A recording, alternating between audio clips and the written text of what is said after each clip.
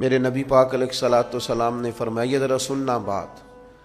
حضور نے فرمایا زمین کے اوپر اور آسمان کے نیچے میرے ابو ذر غفاری سے سچا بندہ کوئی نہیں۔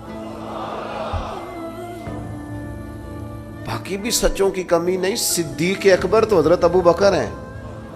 لیکن فرمایا کہ زمین کے اوپر آسمان کے نیچے میرے ابو ذر غفاری سے سچا کوئی نہیں۔ اتنا سچا آدمی،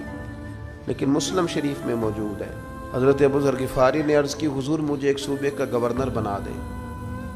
تو حضور نے فرمایا ابو ذر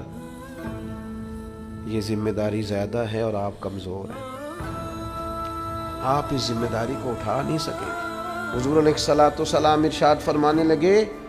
یہ امانتیں اور ذمہ داریاں یہ قیامت کے دن بہت سارے لوگوں کے لیے رسوائی اور شرمندگی کا باعث بن جائیں گی۔ بچیں گے وہ جنہوں نے ڈیوٹی دیانتداری سے دی ہوگی، باقی تو یہ رسوائی بنے گی لوگوں کے لیے۔ وہ شخص جس کی درویشی، جس کی سادگی، جس کی حق گوئی، جس کا فقر صحابہ گواہی دیتے ہیں اور جس کی سچائی کی نبی کریم گواہی دیتے ہیں، انہیں حضور نے فرمایا کہ گورنری کا عہدہ بڑا ہے اور آپ کمزور ہیں،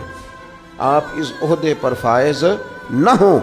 اس لیے کہ یہ امانتیں ان لوگوں کو دی جائیں گی جو ان کے اہل ہیں۔